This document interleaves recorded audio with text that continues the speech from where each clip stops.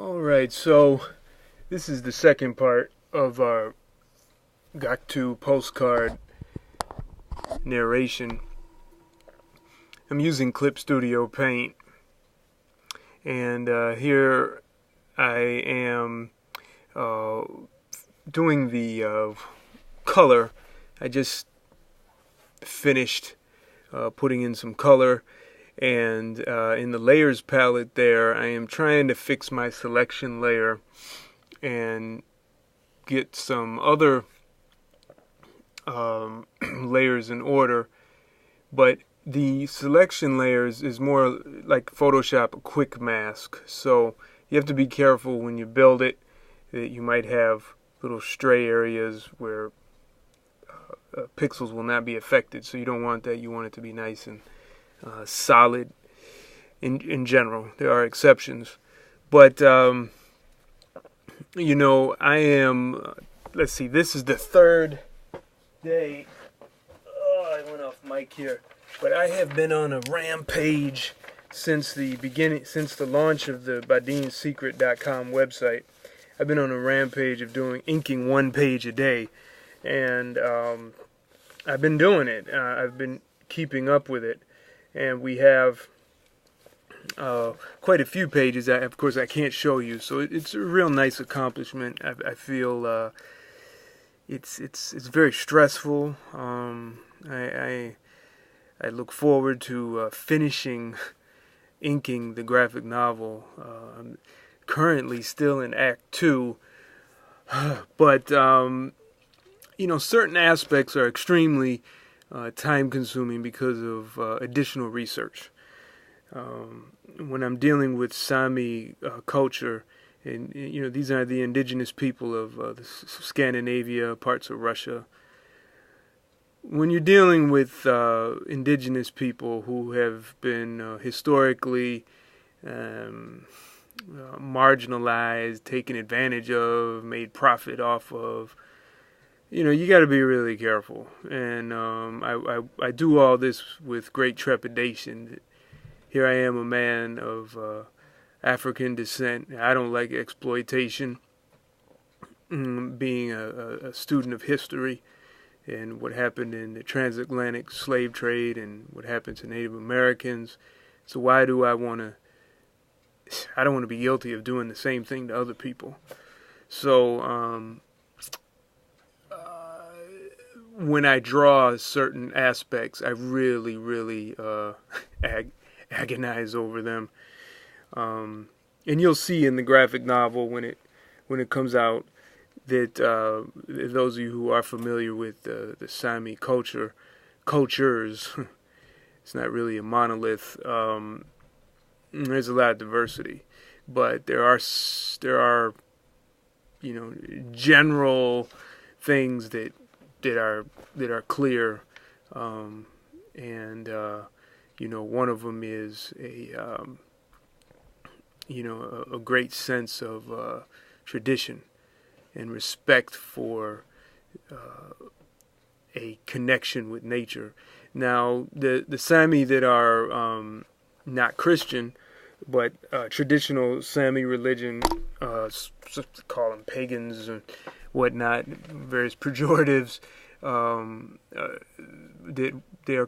they're somewhat of an animist type and traditions, but there's also polytheism.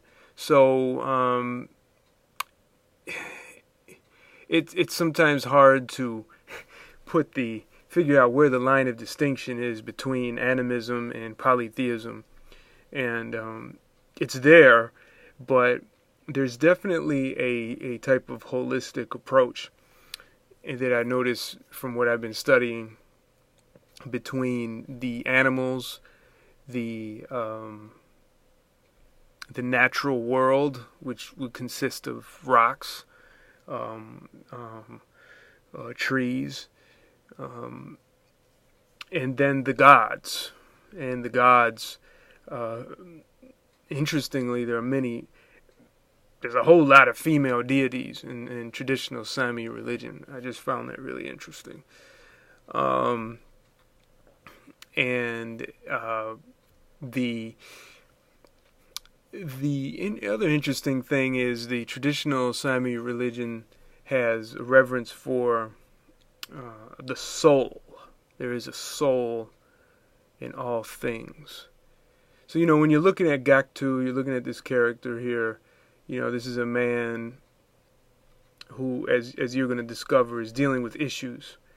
And if you are following his diaries on Twitter and Facebook, you might start to get a sense of that. But all leaders have these things, and he is a leader. And, even the rocks have a soul, the stone, the mountains. There's some fascinating stories of mountains and, the life that's in them. And of course the drum, I don't have any text prepared with me, but it's not just called drum, it's actually has a specific name in different Saami dialects. But the drum is it's not like musical drum, although it is music-like. It's really a form of divination, a form of connecting oneself with the natural world, and especially through a shaman. Now, this character, Gaaktu, is not a shaman, and that may be something you'll discover as far as the reason why. But he still is a leader, and not all leaders are shaman, and not all shaman are leaders in necessarily of a community. But so he is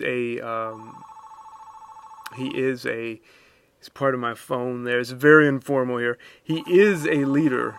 He has spiritual beliefs, but there is in his community a shaman who's very important to the community, as you'll discover. I don't want to get any spoilers there. Now, to the art here, you're going to notice his hat and the colors there. All these are significant. I didn't just pick these colors. Oh, they're pretty. I see some pictures of Saami people. Let me copy. That's not what this is. It's very well thought out. And when you get Varva Mini-Saga, read that, and you'll learn a little bit about Varva. And this is what I've publicly made known. They are part of that community from Varva.